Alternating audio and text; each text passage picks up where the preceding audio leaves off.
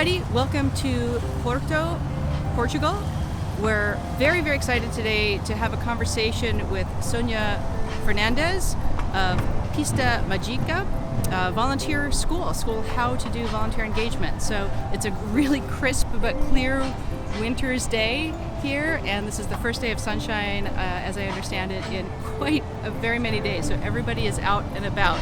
So let's go join the fun.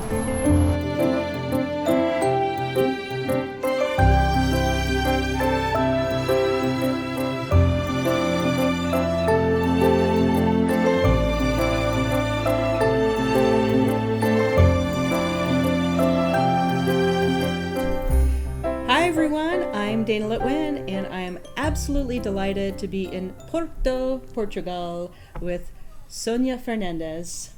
Hi. I'm so glad to see you here. We've already been hugging and having lunch and talking and all of this great stuff. So tell us about how you got into being a leader of volunteers. Well, making short. Yes. I was a Girl Scout. I think that was the beginning, mm-hmm. and I got in Portugal, mm-hmm. and I got in touch with this little bug that I don't know if in English we say that, but to help people, mm-hmm. it made me feel so happy that I never stopped doing volunteer. Mm-hmm. Then, when I was in university, I was also volunteering, organizing international congresses and meetings, mm-hmm. and then I did volunteering with Doctors of the World, and I was on the team of when it was borning the organization in Portugal, Médecins Sans Frontières. Yeah, and then Doctors of the World. Yeah, Doctors of the World, in the States, Doctors Without Borders. Yes, exactly. But we know the organization, great global organization, and that took you. We were talking over lunch, to very many interesting places in very interesting moments in time in each of those places, and some were happy and some were challenging. I am an anthropologist, but I also, my master's degree is in humanitarian action and cooperation. So I've been in some countries doing volunteering, but also working in the area. Mozambique, I was in Togo with the European Union, I was in East Timor with Doctors of the World, and also with the United Nations. And I've been traveling around and trying to make a difference in small ways. I think that you, Sonia, make a difference in a big way because you've collaborated with Rick Lynch, kind of one of a great leader in our sector for many, many decades, and I'm a dear friend of Rick. Hi, Rick. You'll see this too. Hi, Rick. Say hi, Rick. Now we're friends too. Everyone's friends with Rick. Everyone's friends with Rick and Rob, because we'll talk to Rob in another series too, and I'll probably talk to Rick in another one of these videos as well. And you co-authored the Portuguese version of his book. And well, it was a dream come true. First in 2002, I had a grant and I went to the Washington to have training with the Points of Light. Points of Light. We love our friends at Points of Light. Yeah, it was amazing, and they offered us the first edition of the book of Steve and Rick. And I bought all the books in volunteer management, but there were 3 that existed at that time. You bought all of them. Yeah.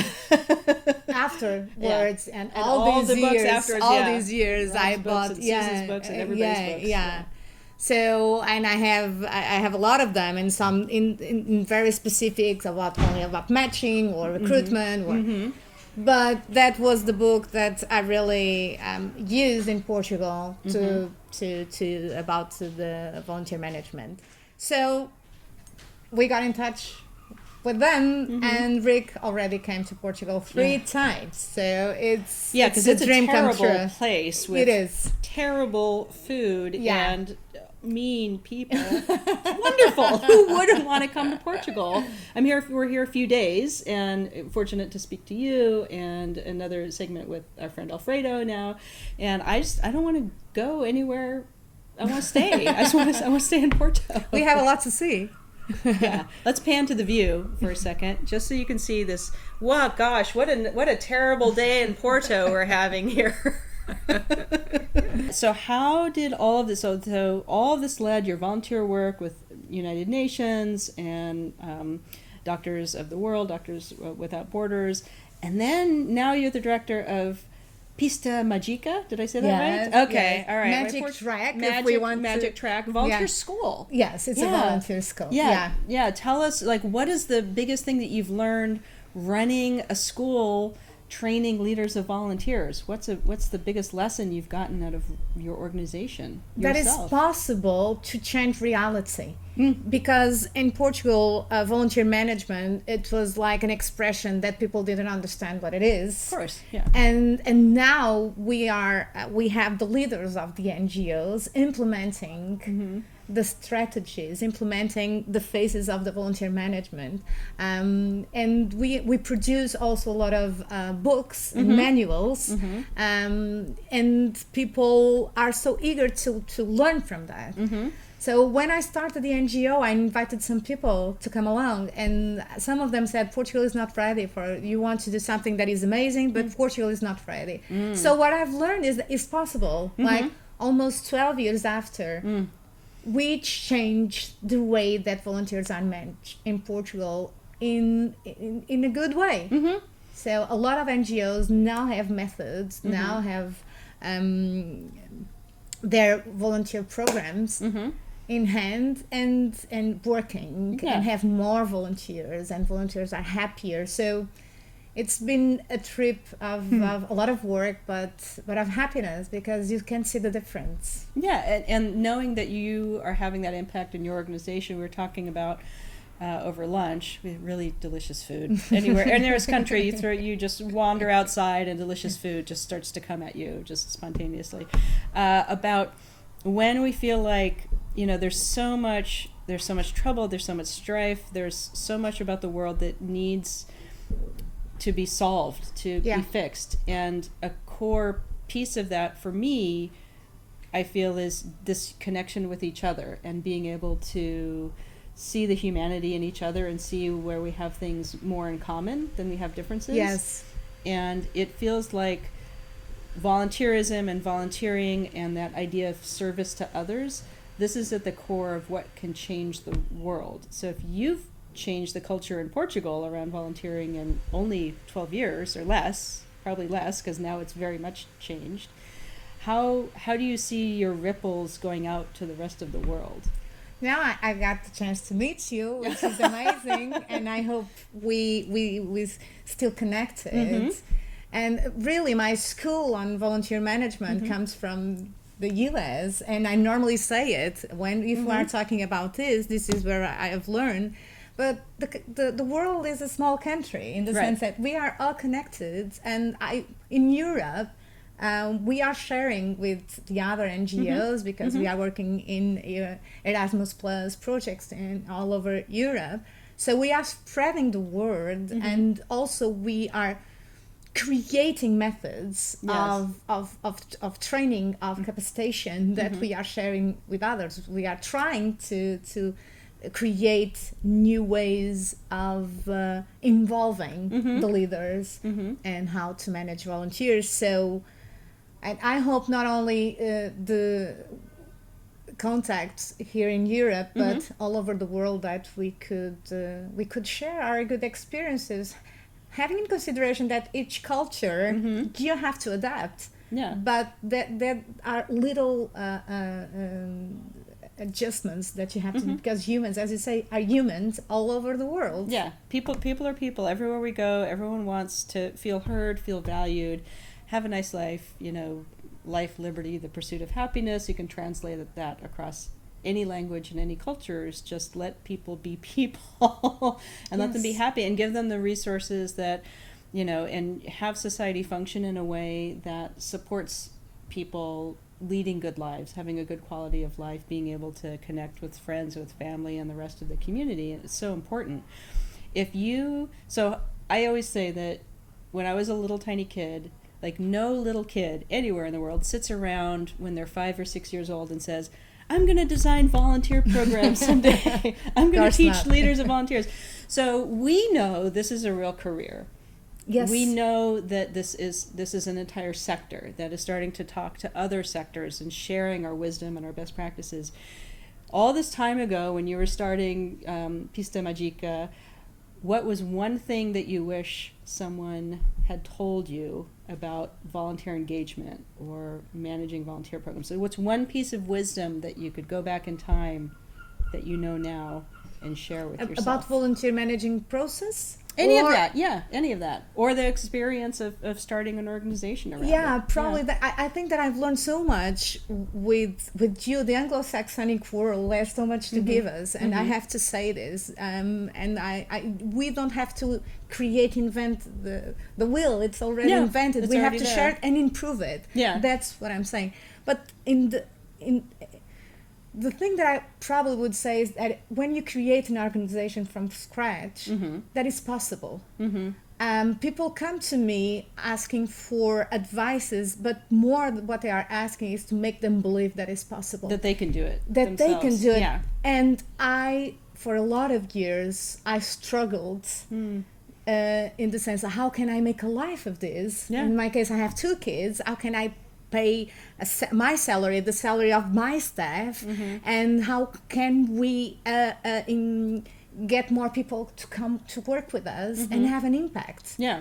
And I was afraid, so I refrained myself, and it took me longer because I didn't believe enough in the beginning. I was afraid. Yeah.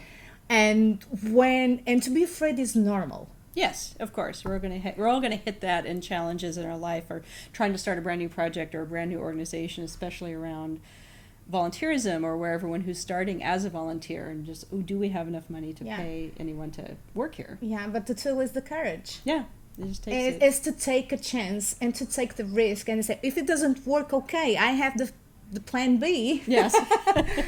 But believe in the plan A with a lot of passion. I think with that passion and being in touch with people and touching their souls also when we are with people and our partners, I think that is the cherry on the top of the cake in the relationships that I have with partners, with clients, with volunteers, is what you were saying, is the human that we have in us, and this love for the others, and to be here feeling that you are making a difference. And making a difference is being at this place and having a connection with you and someone back in the camera. Ellen back in the camera, directing, producing. With everybody. Is making the connection. Because in this world with all this technology, we are losing touch. Yeah. The digital divide, we were talking about that in a conversation, in other conversations too. Because we need to be in the presence of each other. So I'm so happy that you came to Porto. I'm so happy it worked out for me to come to Porto as well. We knew we were going to be in Lisbon, and then when the opportunity arose, really just in the last few days of like, yes, we can do the flights, we can get up here, we can talk to you, your schedule works, my schedule works. And this is an amazing, gorgeous place. So in volunteer management and learning from Rick Lynch and learning, having Rob Jackson, talking to Susan Ellis back in the day, all these friends that we know, and Susan, rest her soul.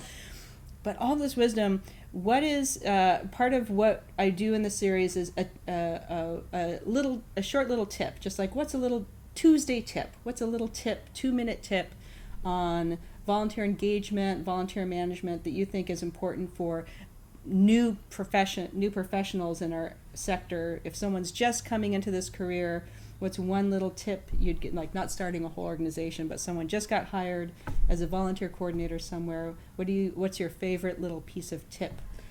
Advice? To show the leaders of, for instance, the organization, the impact that the volunteers can have in the organization, because to show inclusive that you're paid for doing something that the organization will save money and also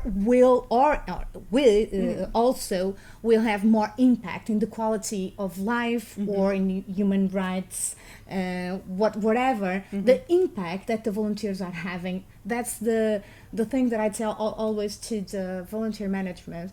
You have to track all the things and then show in numbers. Yes. Yeah. There's a lot of ways of doing it. Yeah. That will be like a training. Right, exactly. That's its whole workshop. We'll have a whole other workshop.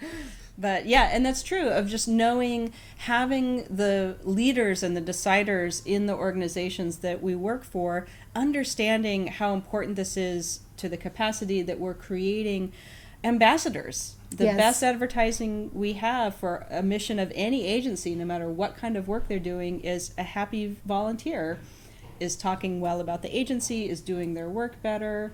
And if the leadership, the executive director, whoever it may be, understands the value of their program, of the people who are running and the volunteer programs and engaging. And I explain it in my workshops in the States as this is our whole team. And some are paid, and some are unpaid, and some are full-time, and some are part-time, but we're all on this team together. Yes. It's not just, oh, this is so-and-so in charge of the volunteers. We're all in this together in our agencies, and we're all in this together in Gaia, because we're in Gaia. Yes, Technically, we are. we're across the river from Porto in Gaia right now. And and it's so delightful to get this time with you. And we know that you have to pick up some Yeah. Life goes on, real life goes on. But is there any other piece of wisdom, piece of advice, anything from your life that you want to share with however many people tune in to this funny little series about leaders of volunteers? Well, I would say as a volunteer manager or other, I think to live life, live every day if it was the last one. That's the way that I live, because we don't know what is going to happen tomorrow. Mm-hmm. And to live giving yourself to the others and to you, because to take care of others we have to take care of ourselves. Mm-hmm. So that's the way that I try to live every day, in truth. Mm-hmm. So to live truthfully with you, with ourselves and the others. And the others. That's the only way to be. And usually we're polite with the truth. Sometimes the truth hurts, but you got to live truthfully. Thank you so much, Sonia. It's been my absolute pleasure to talk with you today and to visit with you. We're going to hug a lot off camera before we go and we return Sonia to her life. And then we're going to go drink some port in the town of Gaia in Port. Thank you so much. Thank you. Obrigada. De nada. Obrigada, Sonia Fernandes, for talking with us today on Priceless Advice. And I hope that all of you hit the subscribe button, hit the thumbs up, give us a like. It really helps. And if you want to know when my next video for Priceless Advice for Leaders of Volunteers is uploaded, just hit the little bell icon, and we'll see you again soon.